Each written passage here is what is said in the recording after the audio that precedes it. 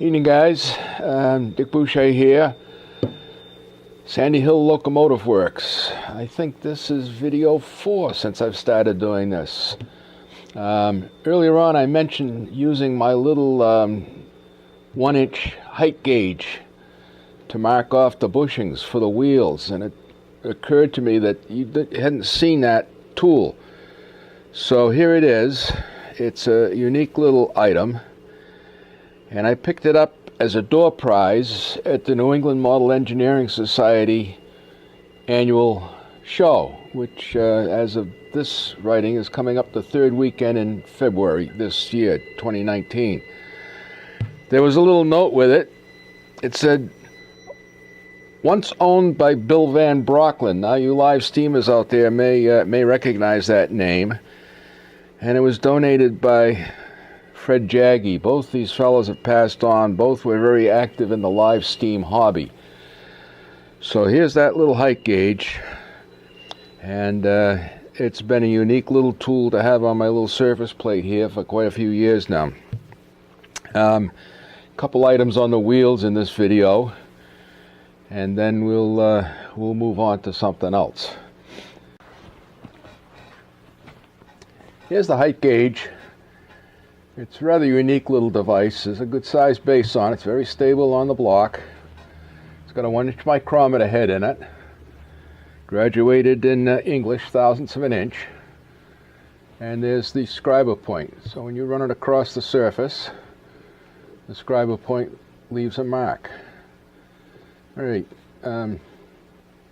There's no name on it. I've got no idea where it comes from. Even the micrometer head doesn't have a name on it. Now I don't know whether Billy made this thing himself or whether it was a commercial item, but it's really neat. Okay, tonight I'm going to start putting the hex feature on the hubcaps in the little milling machine. To do this, I made up a fixture. It's got the 5/8 40 thread on it, and it's got a cap screw threaded through the entire thing.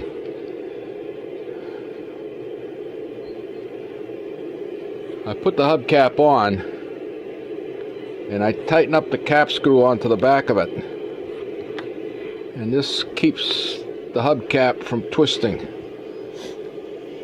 To do the hex, I'm going to use one of the 5C collet hex fixtures. My set's one of the kind of inexpensive ones, so basically what happens with the inexpensive one, it's not truly concentric to the bore. I suppose I could sit down someday and in the surface grinder and straighten that out, but I haven't found the point yet to really need it. So let's go over to the little hardened mill and have a go at it.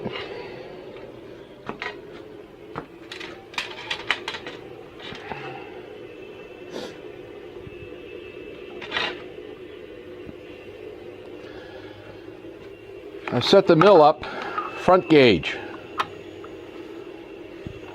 I say front gauge. The stop hits the front of the part.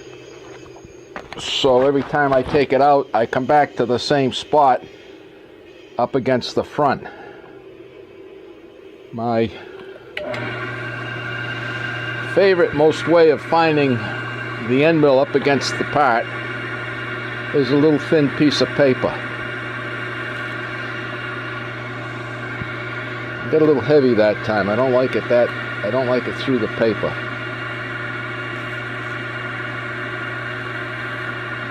I like to just take some off. So now I know I'm the thickness of the paper away from the surface. So now I've done some calculations, and I've got to take 90 thousandths. So in order for the end mill not to flex and vibrate, I take it in small bites.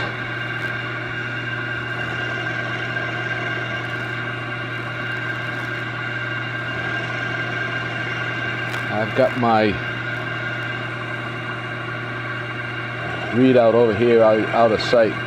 It's a shooting star technology. Anytime I mention something, I have no no active part in any of this tooling I mention in these videos. It's just that they've worked for me. And hopefully if I ever need it repaired, he'll be there, so if I can keep his name in front of people.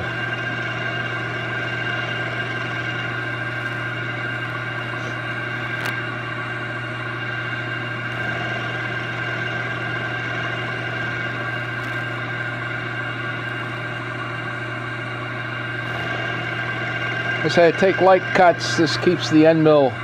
It's only an 1/8 inch end mill, so it's flexible. If you take too heavy a cut, you're going to leave a scar on the hubcap itself. So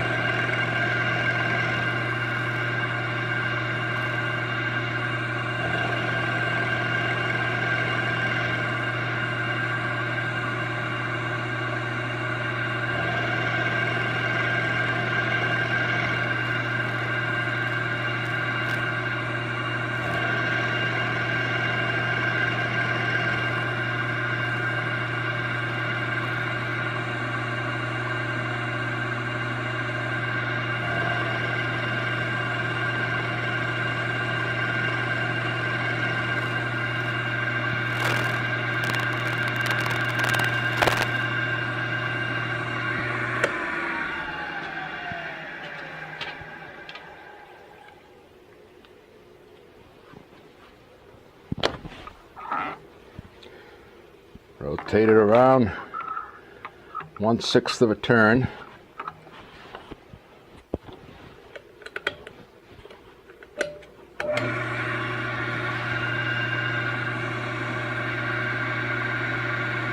Lower the table. And come down to 0 again.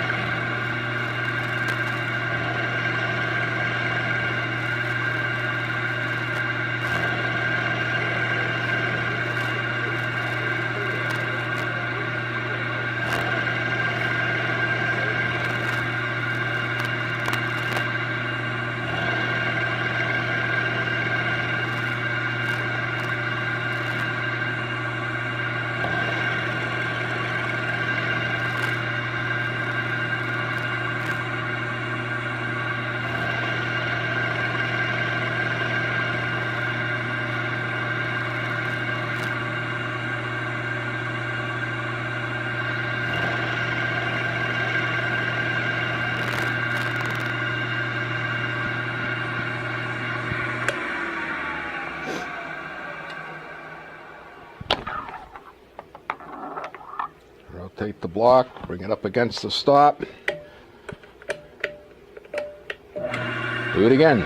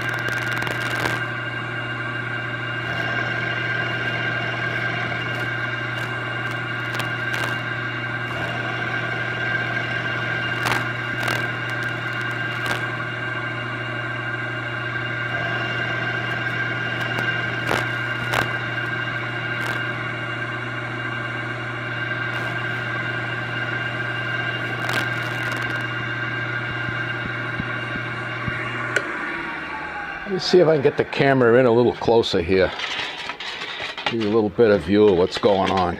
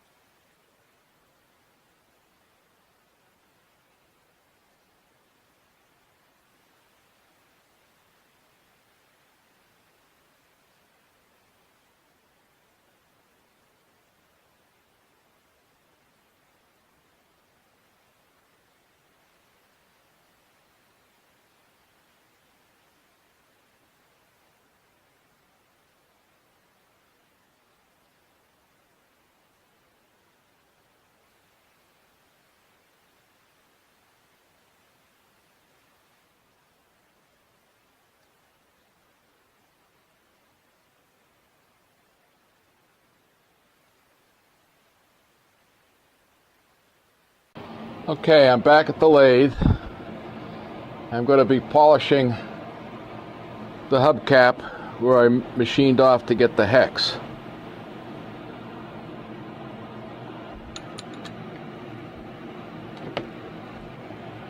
I have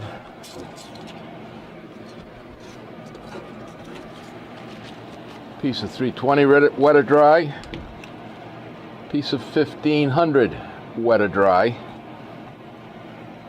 and a Scotch-Brite. So I come in with the 320.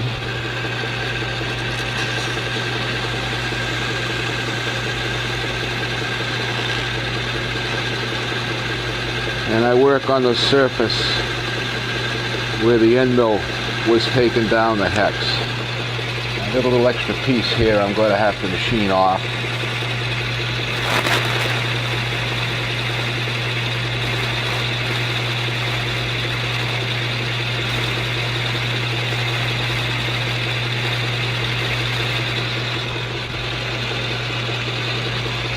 Back with the 320. Now this takes a while. I'm not going to video the whole thing. We're just giving you a quick briefing on how I do it. The 320. Go in and finish polishing with the 1500.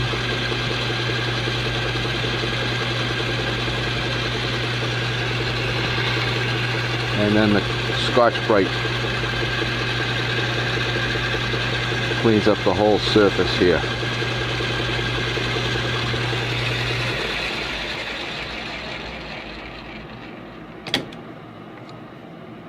So there you have it. There's still some areas in here I got to work on, but that's basically how I clean up the little hubcap brass pieces.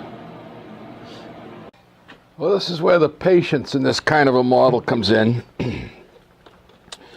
I've put red dicum all over the wheel so I can see where I've worked. And I'm coming in here with a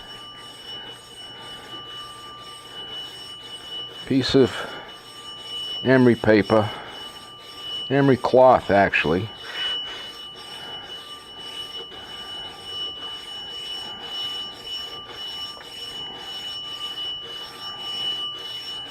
I'm working this down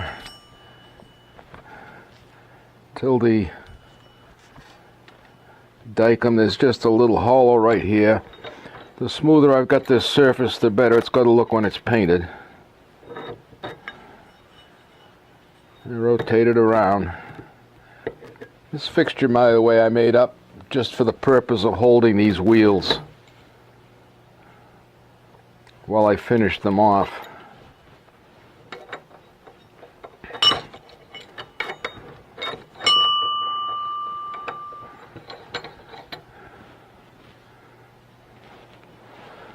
The clamp is part of a commercial job I did years ago, and it was actually a reject. As it was, there was supposed to be a lot more lift to that edge here, so they went into my scrap box and came out when I started working on these wheels.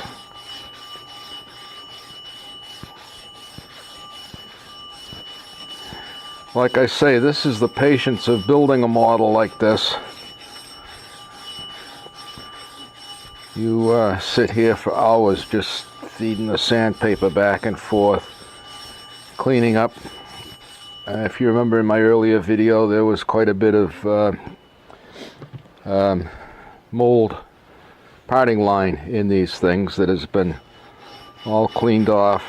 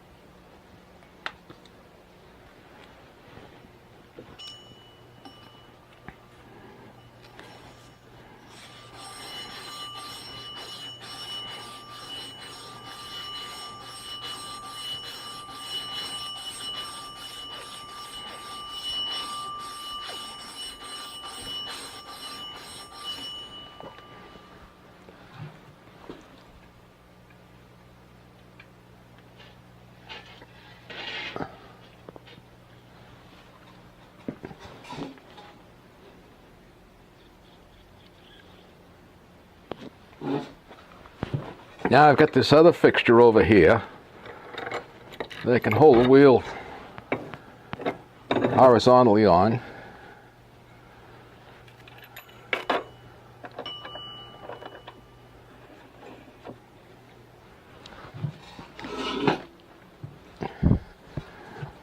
You come in and clean up the spokes.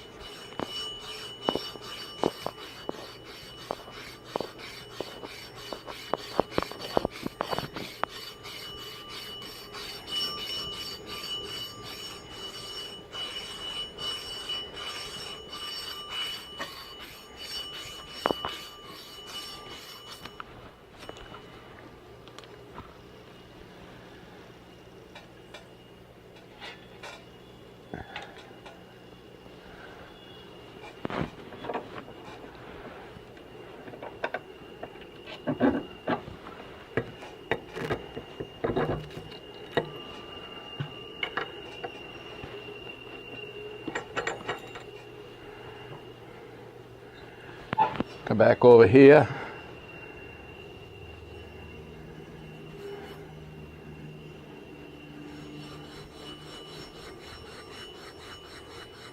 And finish the polishing with a little bit of Scotch-Brite here.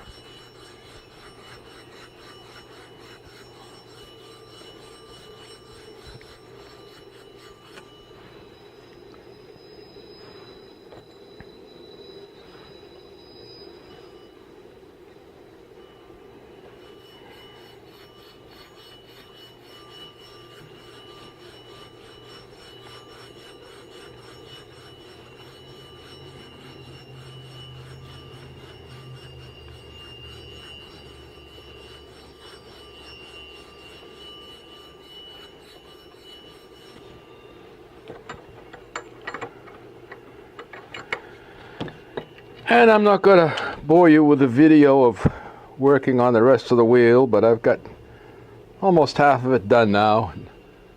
I'm headed off to the meeting of the New England Model Engineering Society meeting tonight down in Waltham. So we'll move on to the next part of this operation.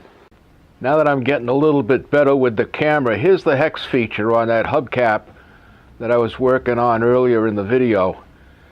And like I say, now I'm learning a little bit more on how to run the camera.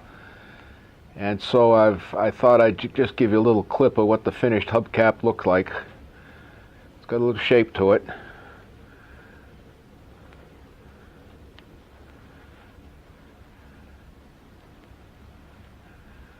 And so there you have it. There were 4 of those. Okay, there you have it for this video.